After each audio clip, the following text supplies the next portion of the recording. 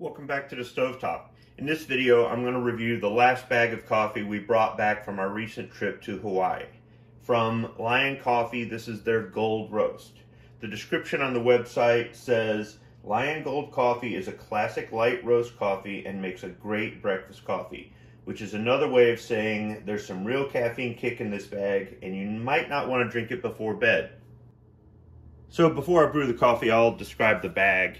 It's a red bag, just like the Hawiian original roast that I previously reviewed. I'll include a link to that video at the end of this video.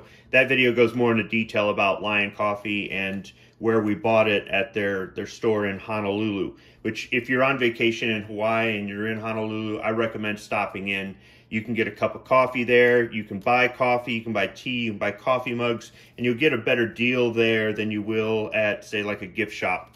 So it's just their red bag at the top. There's a brass clip for resealing the bag. I recommend saving these when you're done because there are other coffees you buy out there that don't have a reclosable flap or a reclosable seal or anything else like that, and you've got to use something. A chip clip works really good, but these don't take up a lot of space, so I saved these just for that. And then at the top of the bag, it says the pride of the islands, and there's like a little silhouette of the map of the Hawaiian Islands. And it says Hawiian Coffee with their logo, a lion with like a wreath around its head. And it says bright and lively gold roast. Underneath, it says medium/light. So on their website, it says it's a light roast. This says it's a medium to light roast. And it shows that it's a 10-ounce bag. You can get this in 10-ounce or 24-ounce. This is whole bean. You can also get it ground. Now the bag looks vacuum sealed, and that's not the way I bought it. Both of the bags of Hawiian Coffee that we brought home, we had in our checked bag. So it was in the belly of the airplane, and I'm guessing somehow or another that just created some sort of effect that vacuum sealed it. So it's not gonna hurt it at all. Now, if you have the bag facing you and you turn it to the right, on that side it says Aloha from Hawaii, and there's a palm tree. If you have the bag facing you and you turn it to the left, it has the ingredients, which are 100% Arabica beans, storage, store coffee in an opaque, airtight container at room temperature, and use within 2 weeks of opening. And then it has the address for the Hawiian CoffeeCompany, which is the parent company that owns Hawiian Coffee. On the back of the bag, it has a little bit of information about the company. It says, more roar in every pour since 1864. Hawiian began perfecting great tasting coffee over 150 years ago. Today, we blend this history and expertise with the world's finest beans to evoke the taste and spirit of our home in the islands. Wake up with Hawiian, Hawaii's favorite first cup. So there's just a little bit of information here about how to brew the coffee, whether you want hot coffee or iced coffee. It's pretty much the standard. I've tried using that method with other coffees in the past and haven't had good results, so I'm just going to do it my way, which is 2/3 to 3/4 of the basket with coarse ground beans. Just like the other coffees that we brought back from Hawaii that I've reviewed, I'll be using Waiakea Hawaiian volcanic water. This is purified drinking water filtered through volcanic rock. It's not necessary to use water from Hawaii to make Hawaiian coffee, and I've had some of the coffee with regular reverse osmosis purified drinking water. It doesn't affect the taste. It's just something fun that I like to do. All right, so let's get this bag open. So I'll just take some scissors and I'll cut along the top. There's a couple lines here where it's crimped. That should be all I need. Nope, got to cut it a little bit lower.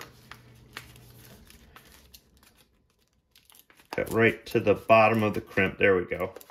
The bag already is starting to go back to its original shape. As soon as I did that, I could feel it start to give way.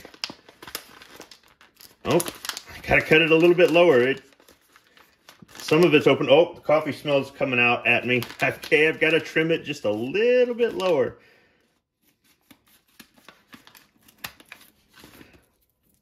So right above the words "The Pride," open it up. Oh, that is a great smell. It's a really strong coffee smell. I like that. So the beans don't look too oily. There's a couple in there. I can see a little bit of the shimmer of the oil.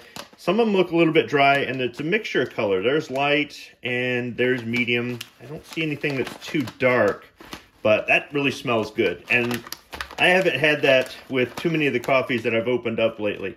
So I'll go ahead and grind this up and get it in Mr. Coffee, and I'll be back with the first cup.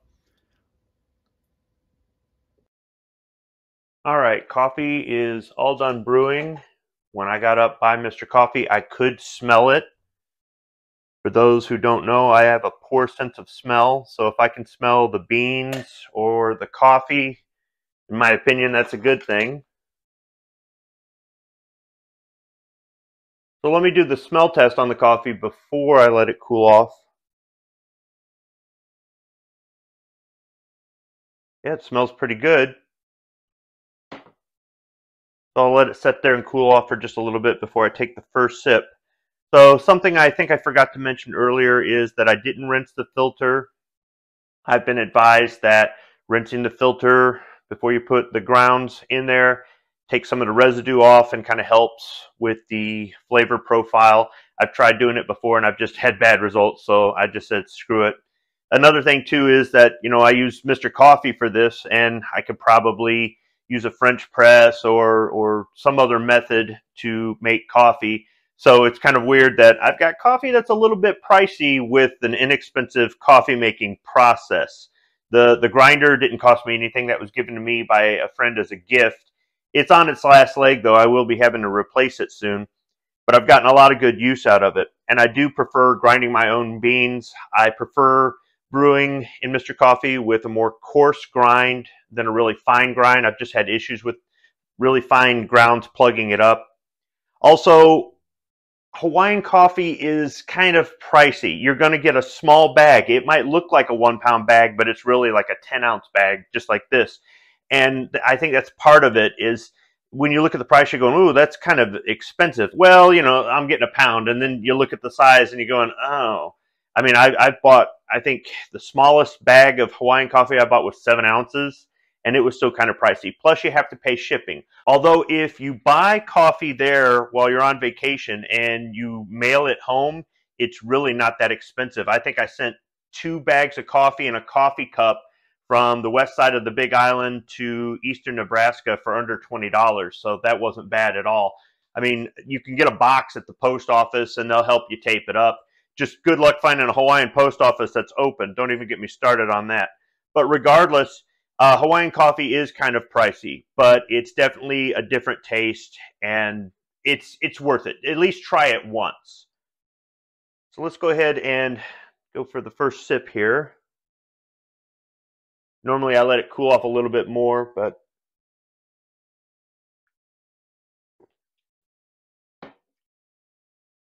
that's good.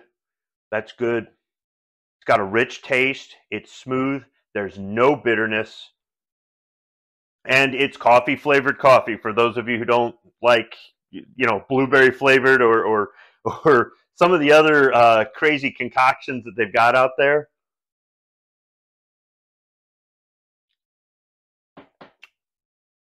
That's really good.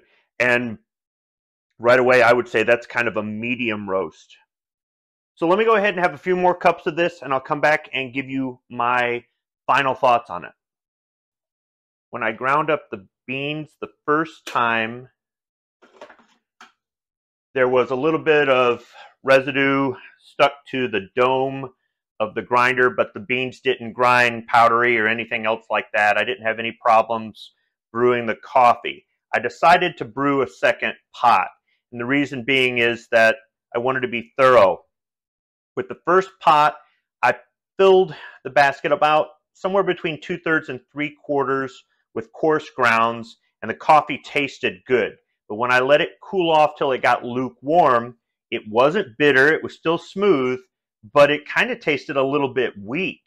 And after that, I kind of noticed that kind of like a light roast, which is, this is a light roast or a medium to light roast, so it's going to have that, but just it wasn't as strong as that first sip that I took. So I decided to fill the basket 7/8 of the way with coarse grounds for the second pot, which is closer to the brewing instructions. And I've noticed that it is a little bit stronger this way. I like it like that. It was good. The first pot was good. 2/3 to 3/4 is fine, but 7/8 I think is better. Now I let this one cool off camera till it got lukewarm, and it was a little bit bitter, whereas with 2/3 to 3/4, it really wasn't bitter when it cooled off some. So overall, I have to say that I really like this coffee. It's smooth, it's bold, it's waking me up, that's for sure. It is a little bit strong, not just because I make it strong, but it's definitely giving me some energy. And overall, it's really good coffee. I'm definitely going to order this online and have it shipped to me. So if you're interested in trying out a Hawaiian coffee, I know they're a little bit pricey, but if you want to order something and have it shipped to you to try out, this would be the one that I would recommend for your first coffee. If you really like just regular coffee, flavored coffee, and you want something that's really good, try out Lion Gold Roast. Thanks for watching.